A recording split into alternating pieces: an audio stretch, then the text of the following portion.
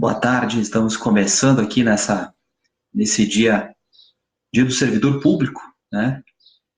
E também a gente poderia considerar um dia da desgraça nacional, né? Depois de um ano da eleição desta fraude, né? Que é o presidente Bolsonaro, né? A live de hoje vai se chamar Lula Libre. Lula Libre, vai ser assim mesmo, né? Porque nós temos que considerar, né?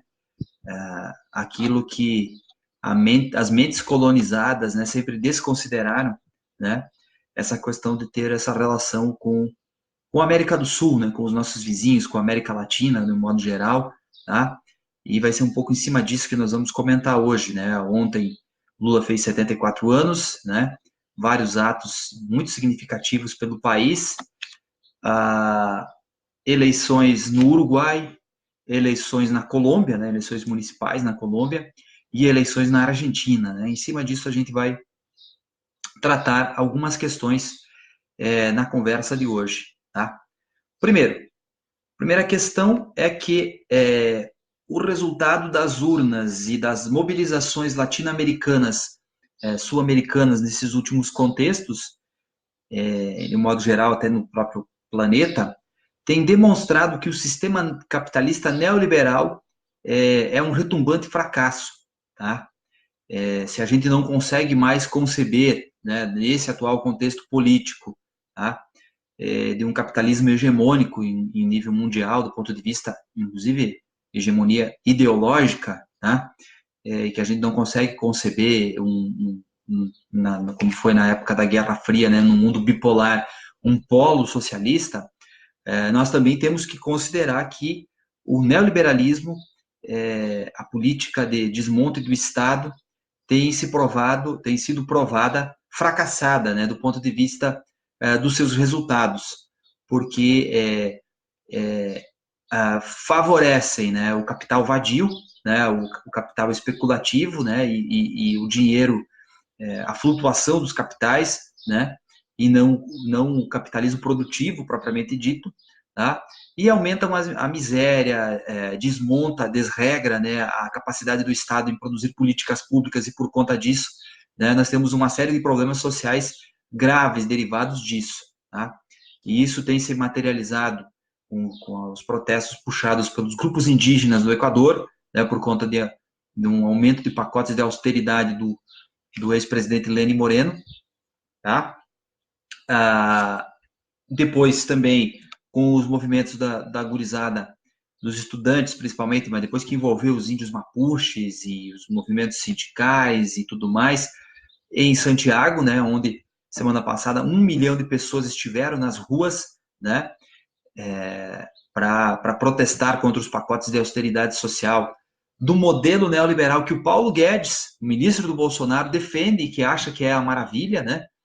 E fez, então, o governo de Sebastião Pinheira ter que recuar e, inclusive, pedir a renúncia coletiva de todos os ministros, né? Um protesto muito forte, muito significativo, tá? Num horizonte que, inclusive, o governo caminhou para um cenário de produzir uma radicalização do ataque à democracia, né?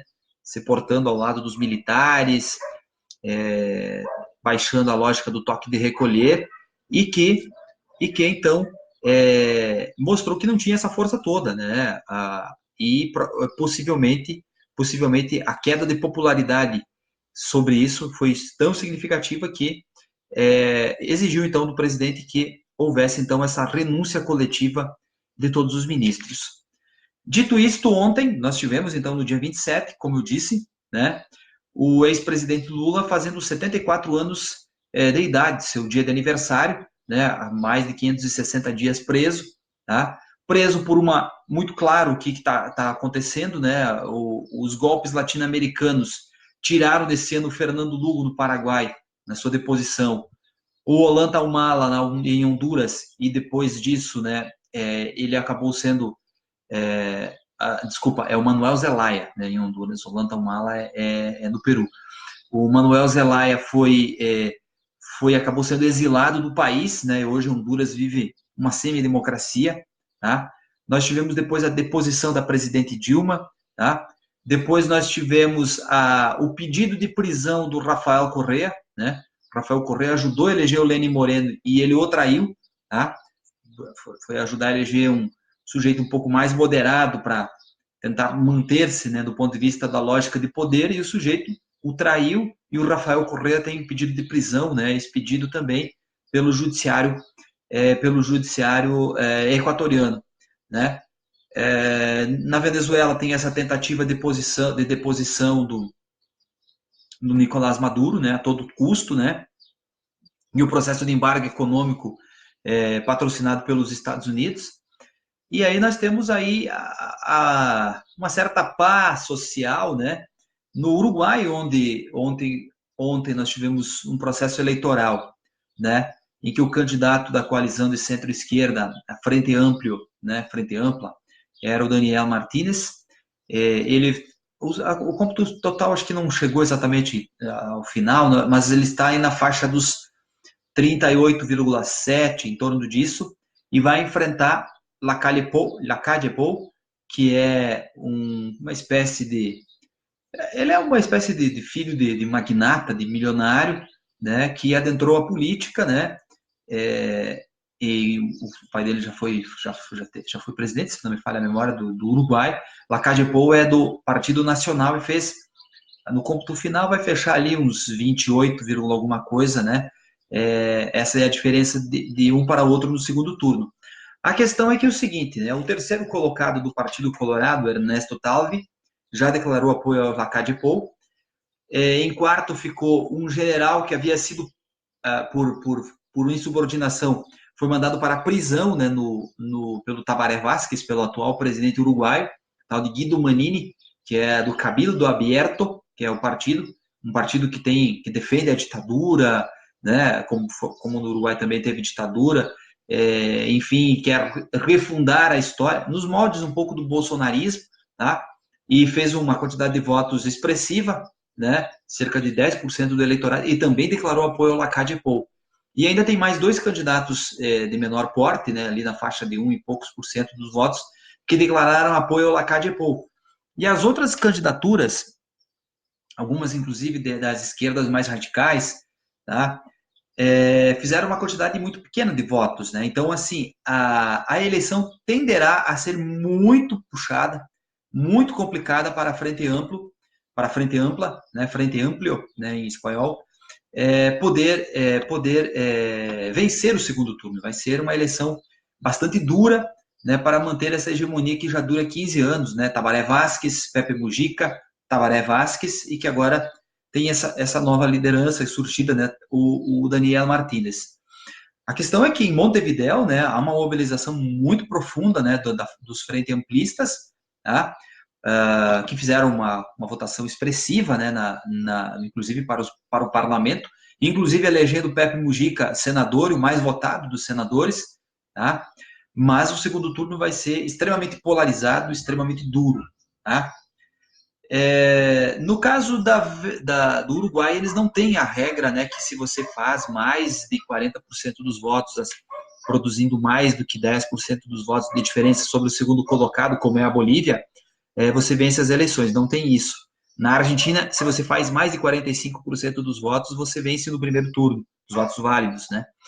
Caso lá da Bolívia, de qualquer modo, né, o Daniel Martínez não venceria no primeiro turno, porque fez abaixo de 40%, né? Muito embora vai ficar ali, vai fazer cerca de 10 pontos a mais que o segundo colocado. Acho que vai ficar nessa faixa aí. No caso do Evo Morales, né? O Evo Morales fez 47% dos votos contra na faixa ali o Mesa fez na faixa de 36% dos votos, né? Então ele produziu a diferença acima dos 10 pontos percentuais e fez acima de 40% dos votos válidos, por isso venceu as eleições em primeiro turno. Depois a gente vai retomar isso para falar da eleição argentina, tá? Mas antes eu quero puxar, então, a pauta e o debate, né? E agradecer aqui as pessoas que já passaram por aqui, e sempre dizer que estes vídeos, depois eles sempre passam para o canal no YouTube, né? Para quem prefere, né? Então, quem quer seguir, quem quer compartilhar e quem quer ajudar a esse canal ficar um pouco mais conhecido, né? eu tenho usado as segundas-feiras para fazer essa pequena análise de geopolítica brasileira e latino-americana, né, especialmente, tá?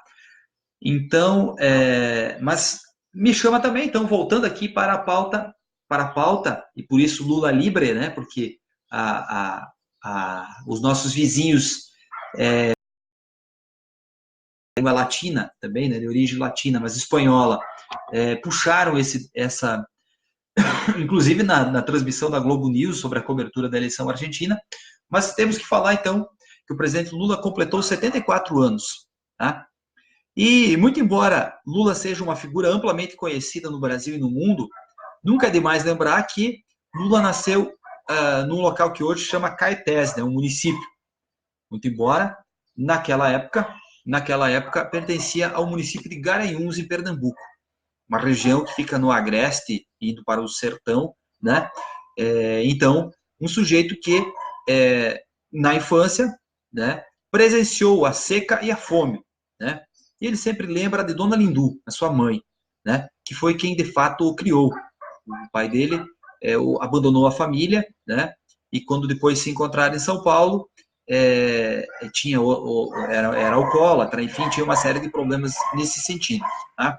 O fato é que o sujeito que sai de Pau de Arara, do sertão pernambucano, do agreste pernambucano, tá? Vem para São Paulo, né? Primeiro na Baixada Santista, depois para o ABC Paulista, tá? Passa depois na juventude a trabalhar no setor metalúrgico do ABC Paulista, tá? Depois é chamado a se envolver com a política, ainda jovem, tá? E acaba adentrando, então, ao Sindicato dos Metalúrgicos, sendo que depois se elege presidente do Sindicato dos Metalúrgicos, é preso na ditadura militar. Uma ampla mobilização popular o tirou da cadeia, tá? Ajuda a fundar a Central Única dos Trabalhadores, ajuda a fundar o Partido dos Trabalhadores. Depois se candidata a deputado constituinte, no embalo ali das diretas já, depois se candidata a deputado constituinte e se elege com ampla votação, tá? Agora que nós tivemos aí o Eduardo Bolsonaro e a Joyce Hasselmann e a Janaína Pascoal fazendo um estrondo de votos, mas o Lula foi nessa toada, uma quantidade impressionante de votos naquele cenário. E aí se candidatou a presidente pela primeira vez em 1989. Tá? Foi enfrentar no segundo turno, quando muitas pessoas achavam que seria o Brizola.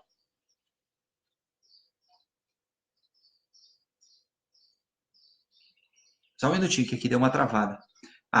Voltou. Eu tinha dado uma travada aqui, agora retomou. Quando todos achavam que o Lula, que seria o Brizola quem enfrentaria o Collor no segundo turno em 89, foi o Lula quem foi para o segundo turno, tá? E fez uma eleição muito parelha e enfrentou uma série de fake news naquele contexto, inclusive a edição de debate produzido pela Rede Globo, inclusive uma acusação fraudulenta do sequestro do Abílio Diniz, né, para tentar envolver o PT. Aí teve toda a questão daquela acusação de que ele tinha um aparelho 2 em 1, tá? Uma coisa ridícula, né, se a gente for pensar, mas já teve esse tipo de acusação, o Lula tem um 2 em 1, tá?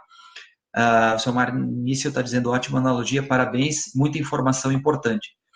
Aí, na eleição seguinte, o Collor se elege, né, depois confisca a poupança dos brasileiros, aí ele é cassado, o Itamar Franco assume, e aí o Lula se candidata a presidente, né, na eleição seguinte, tendo o Brizola como vice. Contudo, o PSDB, né, que acabou entrando no governo do Itamar Franco, conseguiu capilarizar, né, para si, né, com muita densidade, a criação do Plano Real, que produziu estabilidade na economia, e aí então nós tivemos a eleição do Fernando Henrique Cardoso naquele cenário. Tá? Em 98, o Fernando Henrique Cardoso se reelege, tá? O Lula então teve como vice o Aloysio Mercadante, em 89 tinha sido o Bisol, e aí foi a primeira eleição que o Ciro participou, né, em 98, o Ciro, ex-governador do Ceará, ele acabou ficando em terceiro, o Lula em segundo, e o FHC ganhou a eleição no primeiro turno, as duas eleições que o FHC ganhou no primeiro turno. Em 2002, aí você tem esse cenário, essa proposta de aliança com os setores burgueses do país, né? Então, o Lula passa a ter como seu vice, na época do PL, o empresário José de Alencar, tá? se candidata a presidente, constrói uma aliança um pouco mais ampla do que o espectro aí dos 32%, 33% do campo da esquerda, vai para o segundo turno enfrentando novamente um tucano, né, do PSDB, o José Serra. Também o Ciro foi candidato naquela eleição, mas naquela ele acabou ficando em quarto, né? Nós tivemos em terceiro o Garotinho, que era o governador do Rio de Janeiro. No segundo turno, Ciro e Garotinho apoiam o Lula e uma série de outros políticos. O Lula faz uma votação extraordinária, a maior da história brasileira, vai à reeleição, se reelege. O Lula teria ganhado as eleições no primeiro turno, se não fosse aquela manobra da Rede Globo. Faltou 1 e pouco por cento para ele matar a eleição no primeiro turno em 2006. Tanto é que no segundo turno, o Alckmin tem uma marcha ré na votação, uma coisa extraordinária, que foi uma derrota do neoliberalismo muito, muito contundente que o povo brasileiro sinalizou naquele cenário. Aí, em 2010, com amplo apoio popular, tinha 87% de bom e ótimo depois que terminou seus 8 anos de governo, mas aí o STF e parcela do judiciário brasileiro já passava a criminalizar o PT a partir da P470, daquela tese fraudulenta do mensalão, tá? E aí a presidente Dilma vai para o segundo turno enfrentar o Serra, ganha as eleições. Em 2013, nós tivemos aquela manobra diversionista das jornadas de junho de 2013, tá? Que foi a apropriação que a direita brasileira produziu para um movimento legítimo da questão de mobilidade urbana, do movimento passe livre.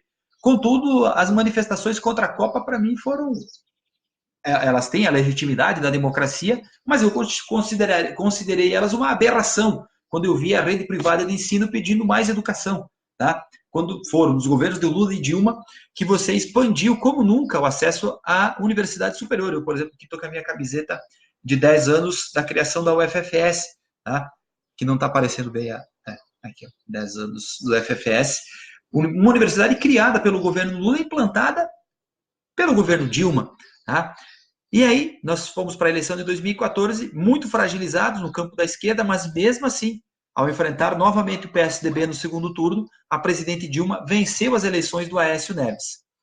Depois eu vou retomar aqui, eu só quero ler que o Olinto escreveu bastante. César, é bom lembrar a todos que o STF não está julgando a libertação do Lula, mas sim se a Constituição é constitucional, que é uma imbecilidade, pois a função do STF é cumprir a Constituição, até porque não foram eleitos para fazerem modificações constitucionais. Se modificar o texto constitucional, este ato sim será inconstitucional. Perfeito, ótimo, ótimo. Depois vamos retomar isso aqui, vamos retomar em cima dessa tua análise, professor Olinto. Vou retomar em cima disso. Só estava dizendo que ali, uma baita sinalização aqui do Olinto que a gente vai chamar aqui depois.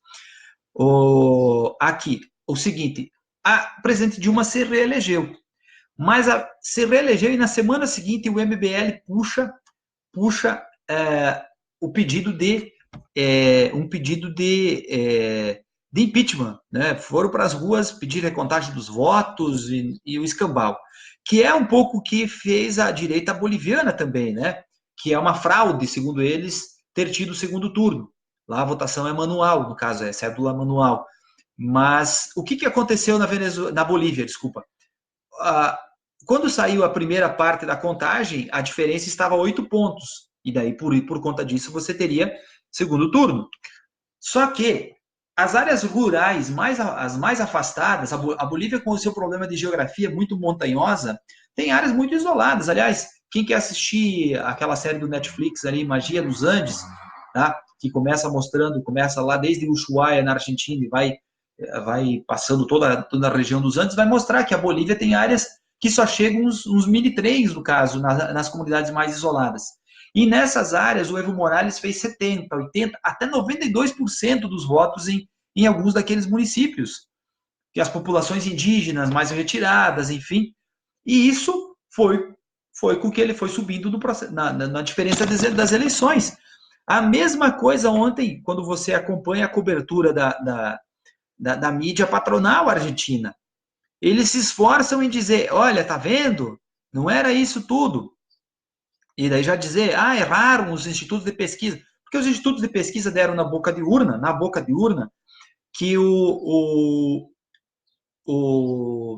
Alberto Fernandes faria 51% e que o Macri faria 36%. Quando começou a contagem, estava 47-41, né? Bem, até distante um pouco da margem de erro. Contudo, se você for ver, conforme foi apurando o processo eleitoral, já foi subindo e não, acho que agora ainda não concluiu exatamente o total, mas está ali na faixa de 41,2, 41,3 a 40. Então, o seguinte, se você considerar a diferença do que deu na pesquisa de boca de urna, dá 2 pontos alguma coisa para mais do que o Macri, na verdade nem dá, 2 pontos alguma coisa para mais do que o Macri acabou fazendo de votos e 2 pontos alguma coisa para menos do que o Alberto Fernandes e a Cristina fariam, né? Fariam naquela contagem, né? Naquele processo de contagem aí. Pois bem, então nós estávamos falando da presidente Dilma. O processo de deslegitimação que se produziu agora, tentou se produzir com o Evo Morales, tá? Na eleição lá agora da Bolívia. Foi a mesma coisa que aconteceu aqui. Uma eleição apertada, tá? Mas ninguém questionou quando o Macri ganhou do Daniel Scioli 4 anos atrás, que foi uma eleição nos mesmos modos da eleição brasileira, extremamente polarizada e apertada. Ninguém da esquerda disse que tinha fraude nas eleições, que o Macri ganhou por causa de um golpe. Não. Então, a direita relativiza a democracia.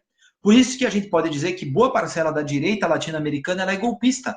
Ela tem DNA golpista. Ela está na essência golpista de sempre. Desde sempre. Desde a República Velha, aqui no caso brasileiro, desde as tentativas de deposição do Getúlio Vargas, desde depois da tentativa de deposição e que virou o golpe militar de 64 e que foi todos os golpes militares aqui na América do Sul, né? Na América Latina, grosso modo, né, com violenta repressão e perseguição, como é o caso do Pinochet no Chile, como foi o caso da ditadura militar da Argentina, né, e tem grandes protestos hoje das Madres da Plaza de Maio, né, como foi no Uruguai, né, o Mujica, por exemplo, foi preso político, né, tem o filme dele, Uma Noite de 12 Anos, né, se não me falha a memória, agora me deu um tilt aqui, não consigo lembrar exatamente do título do filme que retrata, né, então, a trajetória dos 3 tupamaros presos, um deles, José Mujica, né, o Pepe Mujica, né. Pois bem, aí o governo da presidente Dilma adotou medidas de austeridade e elementos liberais nessa sinalização para a direita brasileira. Eu tenho que admitir isso. Mas a deposição da Dilma não passa por isso. A deposição da Dilma passa pelo DNA golpista da direita latino-americana, da direita brasileira, que é uma elite do atraso. E essa elite do atraso, depois a presidente Dilma, para que o Temer, um governo impopular, fizesse passar uma série de maldades ao povo trabalhador brasileiro. A reforma trabalhista, a lei, a PEC do congelamento do teto de gastos, que é a emenda constitucional 95. Nós tivemos depois a votação da terceirização ampla e restrita, e que depois culmina, né, depois da prisão do presidente Lula, que era quem venceria as eleições presidenciais do ano passado. Lula venceria as eleições presidenciais do ano passado sendo candidato, mesmo preso, tá? E se não fosse a facada do Adélio e essa rede de fake news, o Haddad teria vencido as eleições, porque por mais que a massa de manobra, né, da narrativa do sujeito honesto, do homem de bem e tal, ainda estava, né, mas o Bolsonaro é uma nulidade absoluta. Sem a facada, ele ia ter que provar isso nos debates, essa nulidade absoluta que ele é, né? As pessoas que não acompanham muito a política, né, nunca sabiam do que havia sido o Bolsonaro em 28 anos no parlamento, uma nulidade, absolutamente uma nulidade. E agora está caindo por terra, né? Está caindo por terra agora esses áudios do Queiroz sendo vazados, né? Tratando aí da demissão da funcionária fantasma, falando que tem que resolver as questões e tudo mais, que é, na verdade, um governo da bandidagem, é o governo dos milicianos, tá? Tá muito claro isso e está escancarado, e um governo que é um governo entreguista, que é um governo que não resolve os problemas, que é um governo que está isolando o Brasil internacionalmente, que é um presidente que não tem decoro, um sujeito que diz que não, que acha uma desonra a eleição do povo argentino, não respeitar a vontade soberana do povo argentino materializada nas eleições de ontem, né? Uma vitória estrondosa em primeiro turno, tá? Para cima do candidato que não era só pelo Bolsonaro, tá? 4 anos atrás, né? Era o MBL, era o Dória, né? Todo mundo fazendo os posts, né? Que olha só a Argentina, não sei o quê. E o que é que aconteceu, na verdade, na Argentina é que nós tivemos um aumento da miséria absoluta, no caso, na Argentina. Inclusive com saques em supermercados, inclusive com gente mendigando, muita gente na rua. Isso, os meios de comunicação escamoteiam, mas isso tem acontecido. E o fato é que, e aí voltamos ao que o Olinto tratou, aqui o Lauro está dizendo que a Bolívia, a Argentina e o Peru, o Bolsonaro considera inimigos. Tem tratado. É engraçado que da Bolívia e do Uruguai ele não falou, né, nas eleições praticamente, né? Que o Tabaré Vázquez e o Evo Morales vieram para a posse do Bolsonaro. Então provavelmente deram aquela neutralizada. Porque além de tudo, o Bolsonaro não tem aquela bagagem cognitiva assim para entender da política propriamente dita. No caso da Argentina, ele tem essa raiva porque o Alberto Fernandes veio visitar o Lula em Curitiba, né? Durante o dia de ontem, puxou o Lula livre com uma equipe de campanha, de apoiadores e tudo mais, fazendo L, né?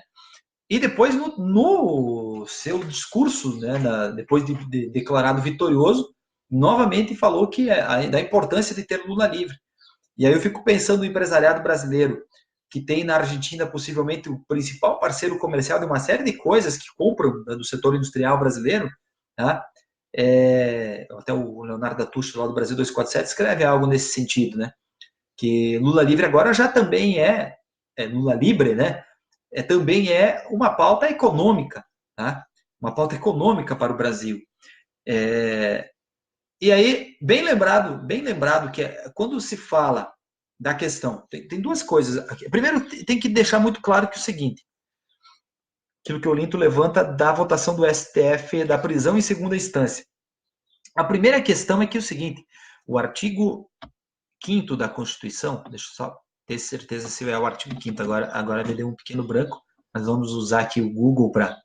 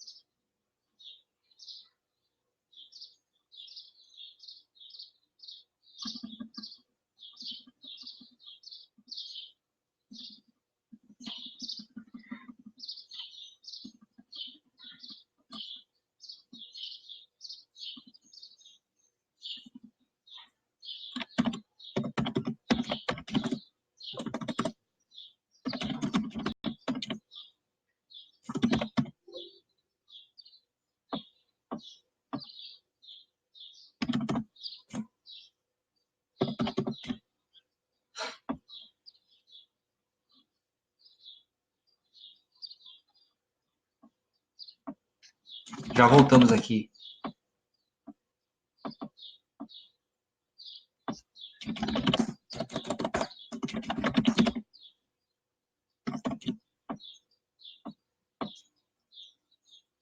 Exatamente, é o artigo 5º da Constituição, que ninguém... Então, veja bem, ninguém será culpado até trânsito em julgado. Isso é a Constituição brasileira. O STF não tem que ficar remodelando a Constituição brasileira. Isso não é para o Lula, é para qualquer cidadão brasileiro. O Barroso querendo dizer, porque a quantidade é muito ínfima de reformas, mas tem. Então, a questão do trânsito, da questão da condenação em segunda instância não se trata do Lula, se trata da Constituição brasileira. Você produziu aquela aberração para o Lula ser preso, para você interferir no processo eleitoral. Então agora já deu, acabou. Agora vamos voltar à Constituição.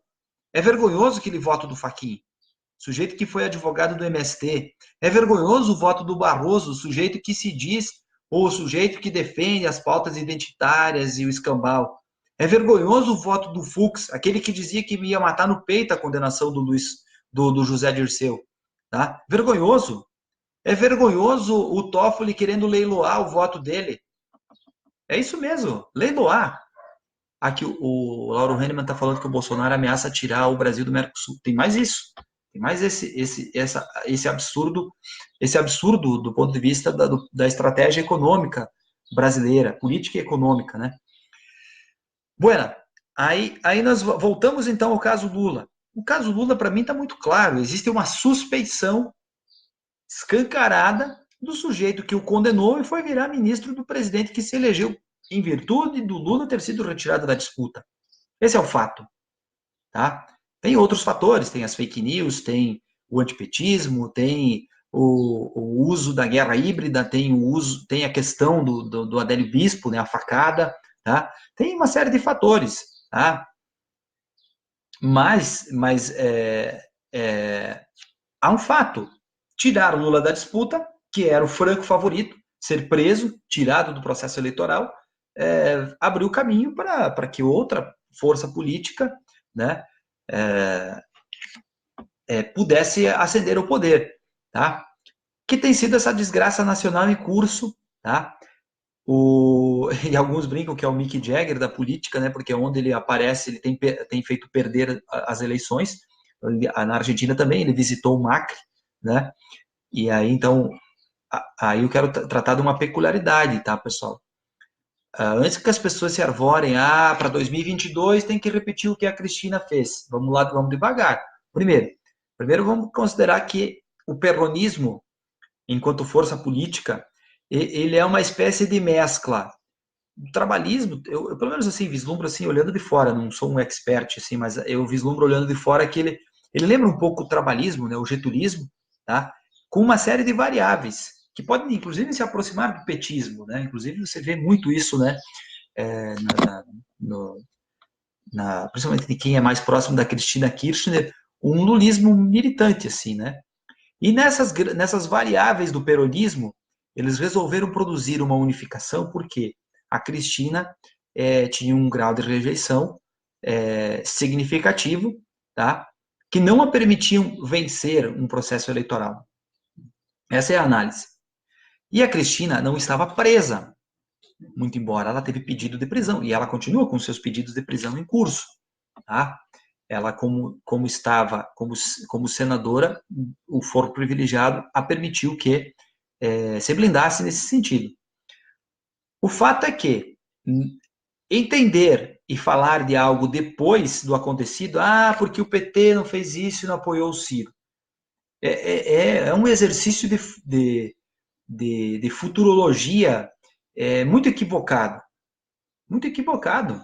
Veja bem, se o PT não lança uma candidatura, eu posso muito, dentro das concepções do que aconteceu, dizer que o Bolsonaro ia ganhar as eleições do primeiro turno, porque ele quase ganhou as eleições do primeiro turno.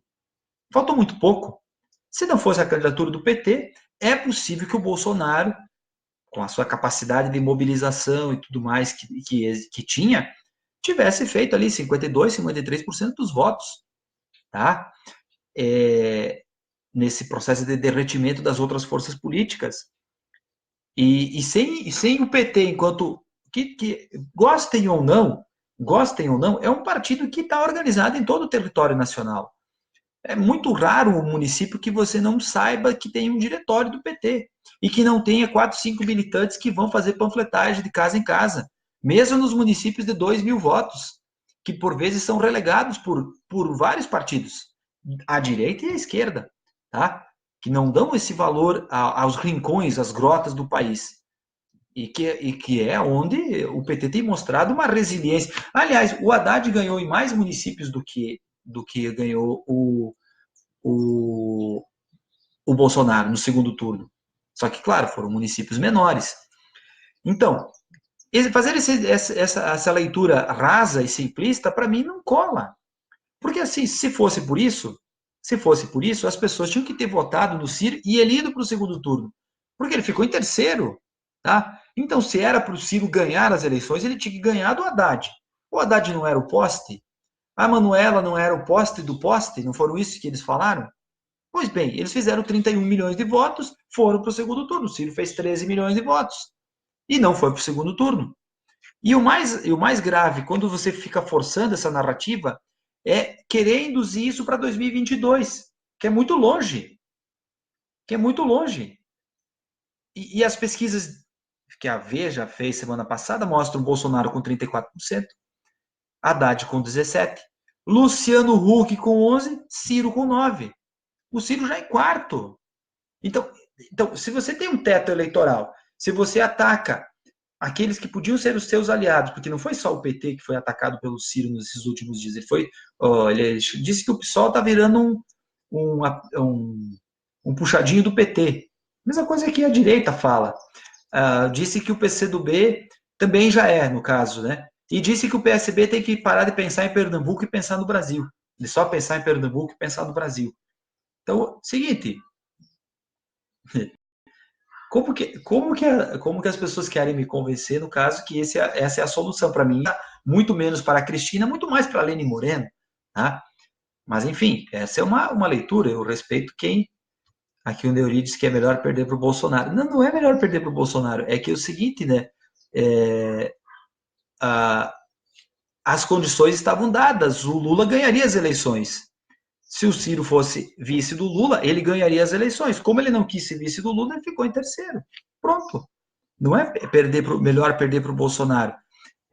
A questão é que é o seguinte: quem tem mais votos, primeiro e segundo, passa para o segundo turno. Quem tem menos votos vai decidir quem vai apoiar. Tá? É simples. E essa leitura, porque hoje eu vi muita gente do circuito cirista forçando a barra com essa concepção simplista. Porque tinha que ter feito como a Cristina fez. Tchê, até porque eles, depois do que aconteceu no Brasil, da prisão do Lula, é óbvio que se precaveram. E, obviamente, que a Cristina, ao ter ser blindado no foro, ficou um pouco mais fácil também, né?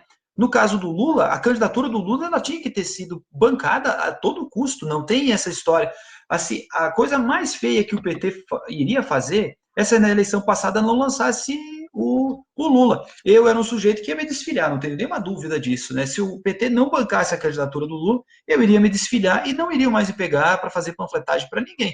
Se as pessoas não defendem o seu maior líder, o sujeito que faz todo o processo de alteração da vida brasileira, que instala a universidade, que instala a IFE, que fez a vida brasileira melhorar, que fez a vida dos mais pobres melhorar, que construiu cisterna, que construiu transposição, que construiu os governos Lula e Dilma, o maior programa de habitacional da história brasileira, o segundo maior programa habitacional do mundo, só perdendo para o programa habitacional chinês, que é o Minha Casa Minha Vida, que é um processo de geração de emprego, de retomada da indústria naval, colocar o Brasil dentre os líderes mundial via BRICS.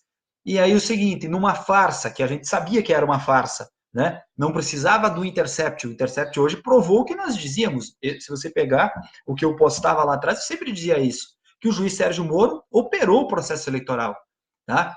Que ele grampeou a presidente Dilma numa farsa para ajudar a ter um golpe de Estado, tá? Se o PT retirasse a candidatura do Lula, ia estar dizendo, não, tá certo, tem que prender mesmo. O Lula tá preso, babaca, né? Não seria isso, né? Que foi as pessoas acreditam isso ao Ciro, mas quem falou foi o Cid Gomes, na verdade. Aqui o Neuri está dizendo que o PT perdeu para o PT.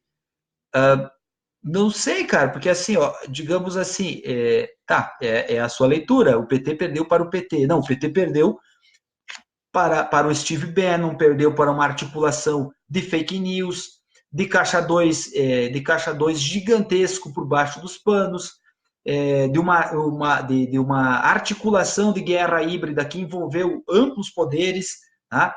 Amplas articulações da direita brasileira, do poder econômico brasileiro, tá? O poder judiciário brasileiro que retirou quem venceria as eleições, tá? E mesmo assim, mesmo com uma candidatura improvisada, que pode não ser, digamos, a candidatura dos sonhos de ninguém, mas assim, o sujeito se cacifou, né? A gente não vai poder desmerecer que 31 milhões de brasileiros votaram em Haddad e Manuela no primeiro turno, tá? Que o PT elegeu a maior bancada de deputados federais, não foi tão bem no Senado, a esquerda toda tomou um taco na eleição ao Senado, desmerecer isso, porque é democrático as pessoas lançarem as suas candidaturas, os partidos lançarem as suas candidaturas. Ninguém pode ser forçado a nada, tá? Para mim, é muita forçação de barra dizer Ciro 2022. Eu respeito quem quer, mas não quero obrigar as pessoas a seguirem isso. Tu tá entendendo, Neuri? Eu respeito as pessoas que dizem Ciro 2022. O sujeito tem feito discursos interessantes do nacional desenvolvimentismo, tá? Eu não desmereço, não desmereço o quadro, não desmereço o governo dele no Ceará, não desmereço o fato dele ter sido ministro da Integração Nacional e um cara muito corajoso para construir a transposição do Rio São Francisco. Ele foi um baita de um parceiro do presidente Lula. Mas o seguinte, mas também não pode ser desmerecida outras estratégias. As outras estratégias, que podem ser as estratégias do PT, que podem ser as estratégias do PCdoB, com o Flávio Dino, com a Manuela, enfim, com o PSOL, com o Boulos, ou com o Marcelo Freixo, com qualquer nome que porventura seja pensado, ventilado. O próprio PSB, a gente não fala muito, mas o PSB tem um governador amplamente, muito bem avaliado, né, que agora não é mais governador, que fez o sucessor, que é o Ricardo Coutinho, da Paraíba. Tá? Mas, enfim, estava fazendo essa análise porque eu estava querendo comparar com o processo eleitoral argentino, tá? Porque é muito simplista dizer, tinha que fazer assim que ia dar certo. Não sei, não sei. Eu acho que o Brasil tinha que ter passado pelo pesadelo bolsonarista. Meio que pedagógico, porque a Argentina também lá atrás teve um racha entre os campos de esquerda, né? A Cristina lançou o Daniel Scioli, um outro peronista, que era o Sérgio Massa, se lançou o candidato, e eles perderam para o Macri. Passaram pelo pesadelo neoliberal 4 anos, retomaram as eleições. Mas não foi uma vitória esmagadora, tá, gente? Vamos também devagar nesse sentido, porque quando você não faz mais de 50% dos votos, muito embora a legislação eleitoral deles diga que 45% dos votos, mais acima de 45% dos votos você ganha em primeiro turno, o Macri fazer 40% dos votos válidos significa dizer que ele continua sendo um player político importante na Argentina. Não vamos também vamos comemorar a vitória da Argentina, do centro-esquerda, mas o processo eleitoral é isso, você ganha e você perde, como é agora o processo eleitoral do Uruguai, extremamente duro. Hoje, se fosse para apostar, hoje, eu diria que o Lacalle Pou ganha as eleições, a direita ganha no Uruguai, tá? Então, é muito relativo isso, nesse sentido, eu não estou querendo desmerecer nenhuma outra tipo de estratégia. Eu só estou dizendo que você não pode amarrar as estratégias com bases simplistas, com análise simplista dos fatos. Porque, se fosse por isso, as pesquisas brasileiras diziam que o Lula ganharia as eleições no primeiro turno.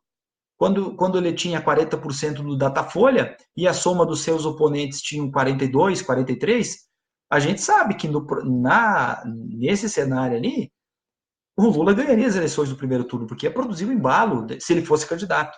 Mas todo mundo sabia que, depor a presidente Dilma, o golpe só fechava com a prisão do Lula. E agora, só para terminar, né, falar então dos festivais Lula Livre.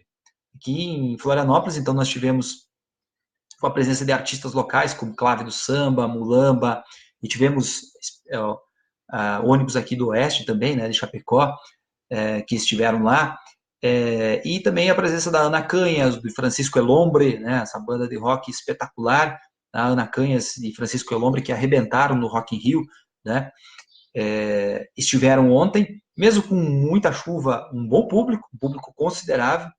Como foi em Curitiba a gente precisa acreditar ao pequenino PCO, um partido extraordinário do ponto de vista da sua resiliência e do seu embate público, tá?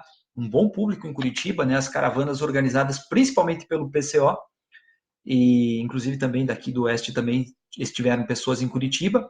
Nós tivemos vários atos espalhados pelo país, né? E tivemos também o Festival Lula Livre em Barra Mansa, no Rio de Janeiro, teve Festival Lula Livre em Mossoró, no sábado, né, no Rio Grande do Norte, virada Lula Livre, na verdade, né, virada Potiguara, era o nome do evento, e obviamente que vários outros espalhados pelo país, no Armazém do Campo, em Belo Horizonte, teve vários locais do país essa atividade.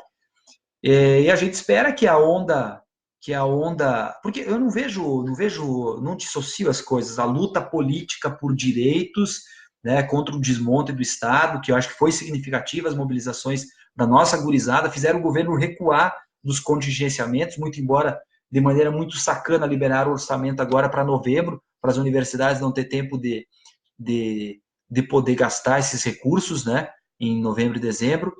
Uh, e aí o seguinte, eu não questiono que nós tivemos mobilizações, muito embora a questão da reforma da Previdência, de fato, arrefeceu um pouco a luta, né?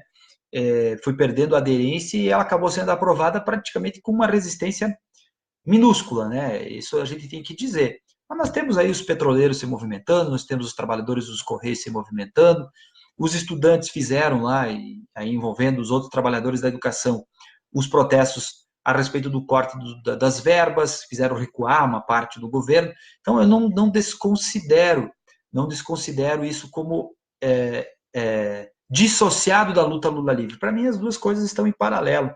Tanto é que o governo Bolsonaro ele perde a compostura com o Alberto Fernandes, justamente por ele dizer que Lula é um preso político, tá? Porque está batendo direto no ministro da Justiça do governo Bolsonaro, tá?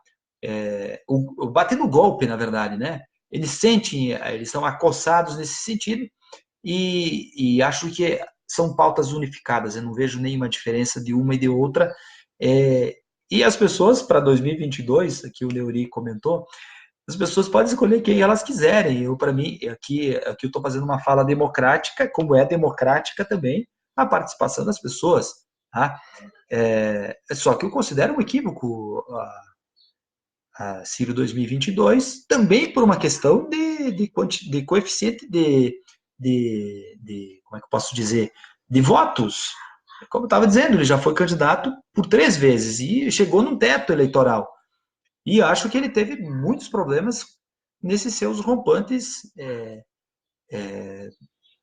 meio que às vezes a roubos meio autoritários, né, da, da forma de agredir, né, outros partidos de esquerda, outras lideranças de esquerda. Enfim, é minha posição e acho que, como eu respeito a posição dos outros, gostaria que ela também me fosse respeitada, né? Enfim, essa é a ponderação. Até porque aqui é uma pequena conversa semanal, eu não sou dono da verdade em hipótese alguma. Todos sabiam.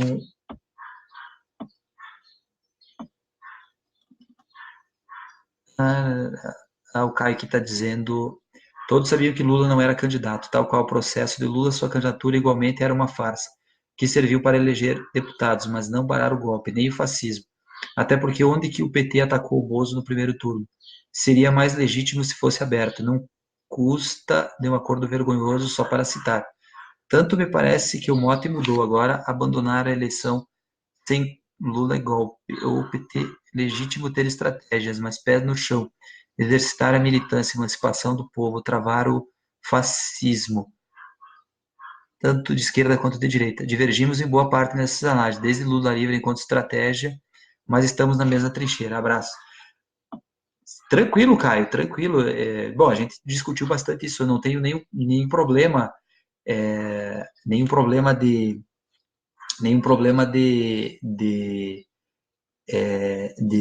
divergir e continuar tendo. Você é meu amigo desde sempre. Não, o PT não ratificou o golpe, muito pelo contrário, né? Quando botou a candidatura do Lula, ele enfrentou o golpe de maneira contundente a ponto de que não desapareceu enquanto partido no parlamento e agora está sendo importante no parlamento, tá? Inclusive mais importante do que muita gurizada que se elegeu pelo PDT e pelo PSB, pelo Renova Brasil, né? Que tem se posicionado, como é o caso da Tabata Amaral, como é o caso do Felipe Rigoni. Aqui não estou acusando o partido, tá, pessoal? Porque eu acho que o PSB voltou a ter a sua guinada para um campo de centro-esquerda e o PDT, com o Lupe, tem se posicionado nesse sentido, né? Uma volta às origens do trabalhismo, e acho significativo e importante, né? Inclusive esse retorno, né, à memória do Brizola, tá? Mas aí eu tenho que discordar que o Ciro é um brizolista, ele nunca foi um brizolista, né? Ele está no PDT, tá? Essa é a minha análise nesse sentido, né? O Lupe, sim, o Lupe é um herdeiro do brizolismo, aliás, foi o escolhido, de certa forma, do Brizola para continuar o partido no Rio, né, se a gente for considerar, tá? Mas tranquilo, sem problema.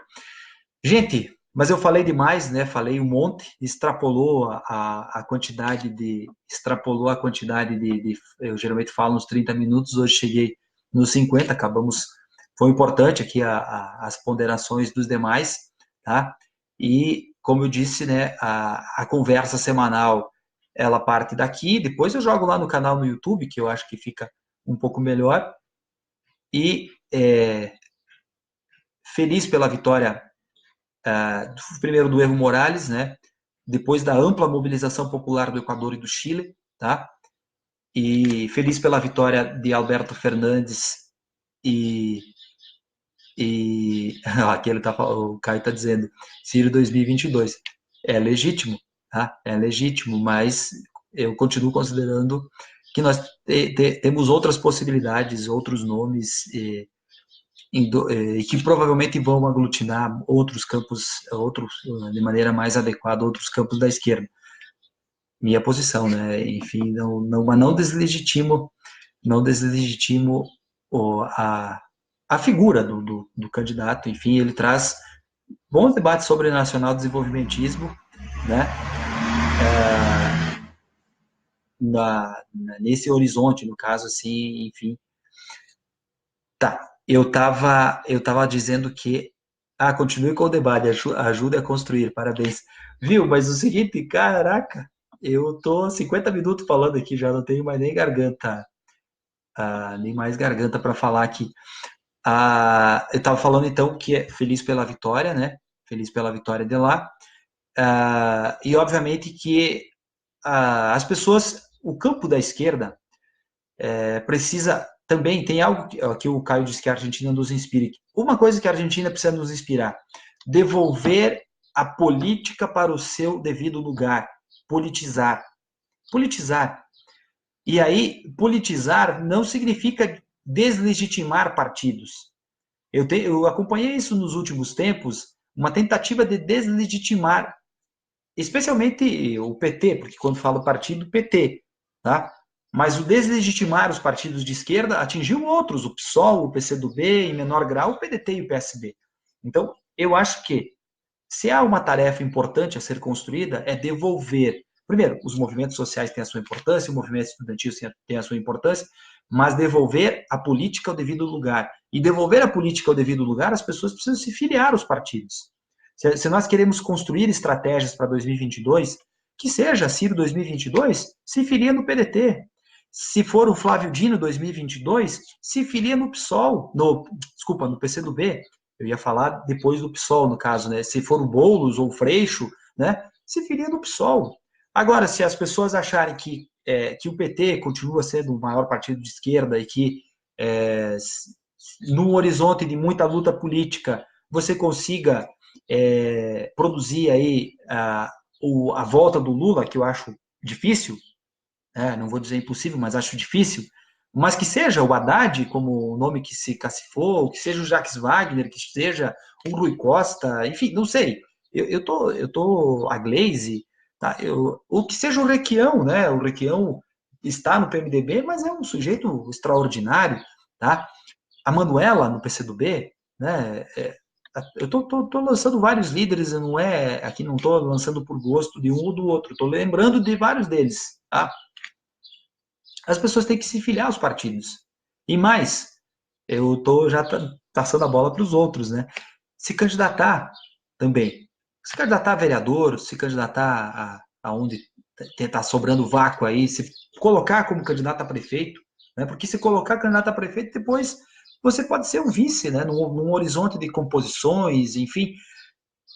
Na verdade, nós estamos carentes de liderança, se a gente for pensar.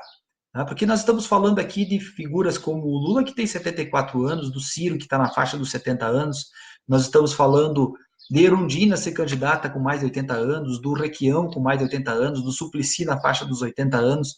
Nós estamos envelhecendo nossas lideranças. Tá? E, para mim, a Argentina inspirou nesse sentido, de devolver a política. estou me referindo que o PT errou na eleição. O PT é um grande partido, porém, para análise política tem que fazer uma análise sem paixão. Mas não é fácil, né? Porque tudo tem paixão, né, Neuri? Na verdade, assim, as pessoas que acreditam no Ciro também a fazem com paixão. Porque, vamos imaginar, e o sonho também é importante. Quando as pessoas acharam que o virou do Ciro, né, que ele ia chegar no segundo turno, é muito improvável, porque do ponto de vista de organização partidária, especialmente a gente pensando no Nordeste brasileiro, tá? Eu tive no sertão nordestino ano passado, né?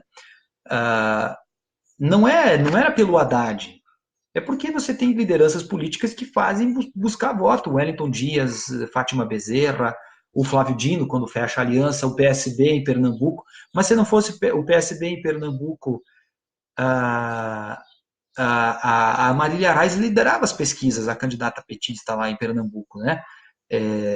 A candidatura dela acabou sendo rifada em nome dessa composição, que as pessoas podem não gostar, mas veja bem, é do jogo.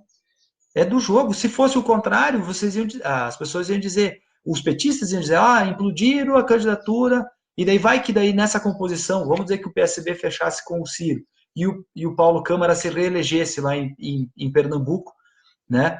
E a Marília, então, nem se elegia deputada federal, no caso, né? O mundo da política, ele não é para você tem que ter muito fígado, né? Não é uma coisa muito tranquila, muito não é o estômago tem que ter bastante estômago, né? Nesse sentido que eu estou me referindo, tá? E não há santos, né? Essa mania que as pessoas têm de santificar uns em detrimento dos outros, que outros são maus, tá?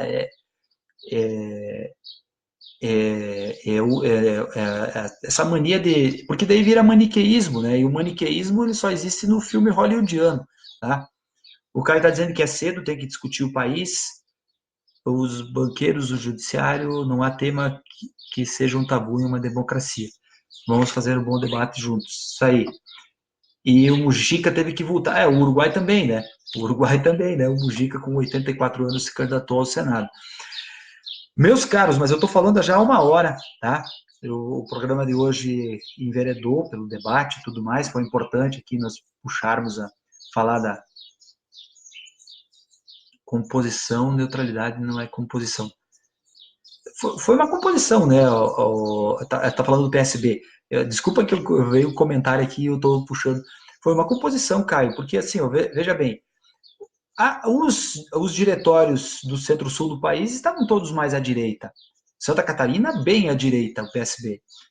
O PSB do Nordeste puxou a campanha do Lula, do Haddad, desculpa, puxou na Bahia, esteve junto lá com o Rui Costa, lá, Lídice da Mata, puxou em Sergipe, em Sergipe não, em Sergipe era uma candidatura que foi oposição ao Belivaldo, lá que era o governador. Em Alagoas estiveram juntos, em Pernambuco abriram palanque, né, o Paulo Câmara, na Paraíba o João Azevedo se reelegeu e o Ricardo Coutinho abriu palanque, né?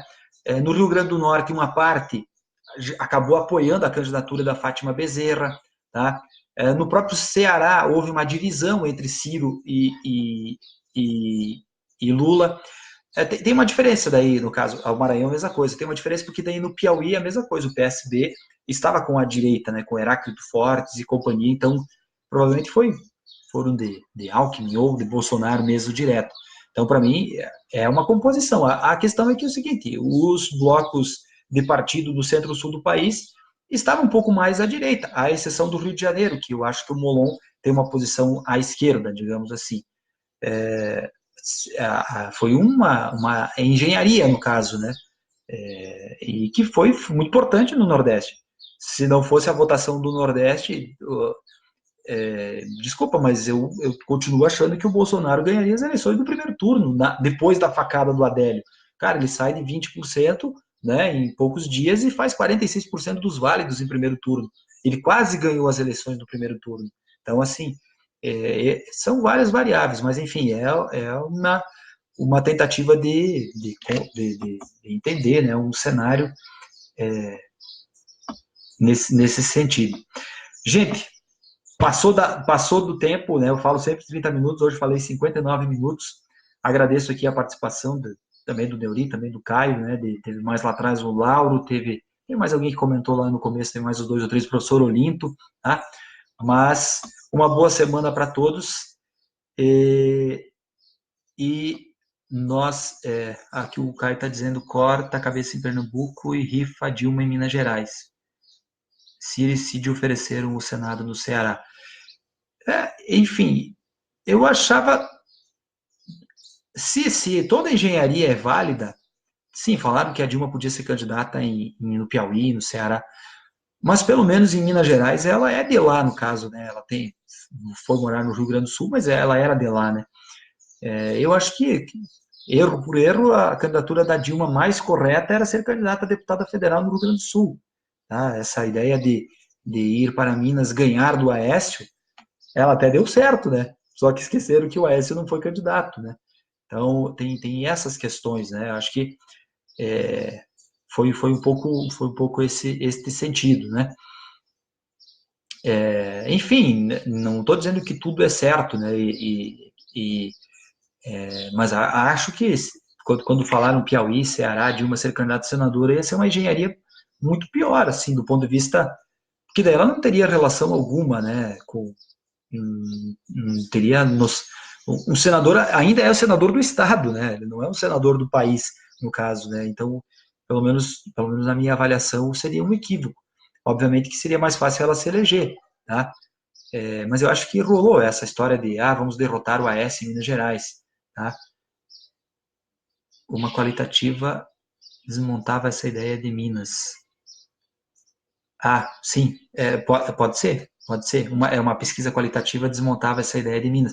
É que assim, veja bem, a Dilma liderava as pesquisas em Minas, como o Suplicy liderava em São Paulo, o Requião liderava no Paraná, a Vanessa liderava no Amazonas, e eu acho que a reta final, a guerra híbrida das redes sociais, a eleição do Requião foi algo vexaminoso, assim, né, porque os institutos de pesquisa diziam que ele estava eleito na quinta-feira, tá? E a eleição foi no domingo, então pode ser que a partir do momento que o Aécio não fosse candidato, tá? Você não construiu mais essa polarização, você teria outros nomes e que foram um apresentador de TV e um sujeito do Democratas, né? Figuras novas, né? Nessa nessa a direita é muito hábil em construir os novos nomes assim. E adaptar, jogar os votos. No Paraná foi muito isso, né? Votaram no senador da Rede e no senador do Podemos, para tirar e rifaram o Richa, né, para derrotar o Requião, no caso, né? Muito claro isso. E como a Kirchner liderava na Argentina. Sim, ok. Também é uma avaliação. Não vejo problema nesse sentido de considerar. Agora, depois que as coisas acontecem, tipo, a história ela vai se fazendo, né? Se você for considerar, então, na Argentina, lá atrás, o candidato da Cristina, o Daniel Scioli, então também foi um erro, porque ele perdeu, apertado, mas perdeu a eleição para o Macri, né? Ou então, o Rafael Correa ter apoiado o Lenin Moreno também foi um erro, porque agora ele está traindo a composição partidária que o elegeu, tá? Inclusive apoiando a própria prisão do Rafael Correa. Tá? É muito, muito complicado, né, de você avaliar nesse sentido. Ou então a Marta ter sido filiada ao PT por tanto tempo também foi um erro, né? Ter sido prefeita de São Paulo, né? Estou falando agora da sinalização que o Lula fez para Marta há poucos dias, né? Depois dela ter ido para o PMDB, ter votado a favor do golpe, enfim. A questão é a guerra híbrida e como discutiremos as pautas identitárias daqui em diante. Eu acho que elas têm que continuar existindo. Eu só acho que a gente não pode centrar toda a centralidade nisso. Porque eu desconsidero desconsidero essa tese de que a gente tem que relegar o debate das pautas identitárias. Quando nós estamos falando da questão do negro, nós estamos falando de mais de 50% no Brasil. Quando nós estamos falando das mulheres, nós estamos falando de mais de 50% do Brasil. A história da pistas, né? O Caio está dizendo. Só deixa eu voltar para a pauta identitária. A própria questão LGBT, nesse cenário do neopentecostalismo, dando muitas pautas políticas do país. Tá? Eu não vejo que a gente vá jogar por terra toda a trajetória de luta dos LGBTs e toda a ampla mobilização que eles constroem, né? Porque quando você coloca 1 milhão de pessoas na Marcha para Jesus, você coloca 1 milhão de pessoas nas marchas LGBT. É um pouco desse sentido, né? O cenário, então, acho que você tem que discutir país, tem que discutir projeto de país, tem que discutir geração de emprego e renda, a retomada da indústria nacional, que está solapada e esfacelada, tá? Soberania nacional, são temas estratégicos, mas não pode jogar fora a discussão, né, e toda a trajetória de luta, tá, para relativizar ou, enfim, para fazer algum acordo com algum segmento neopentecostal, em troca de garantia de que possivelmente eles apoiarão. Né? Isso a gente já fez, tá? Com a própria Rede Record, né? O PRB, hoje os republicanos, era o partido do José de Alencar, depois, né? E fazia parte da base governista, tinha ministério, né? O Crivella, né? Foi ministro dos governos. Então, isso não... coalizões, elas são produzidas, né? Mas o voto, de fato, quem fideliza é a luta, né? Digamos, e é isso que faz com que se avance também. Até porque a nossa juventude de hoje, não, para mim, não vai aceitar. Esse discurso moralista, ele teve a sua força, mas eu acredito que ele irá arrefecer, né? Esperamos, né? Que ele venha arrefecer num cenário posterior, tá?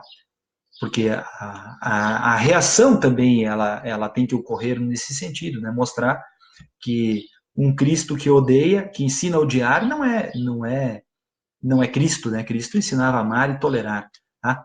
Bueno, bom descanso a todos, boa semana e Lula livre.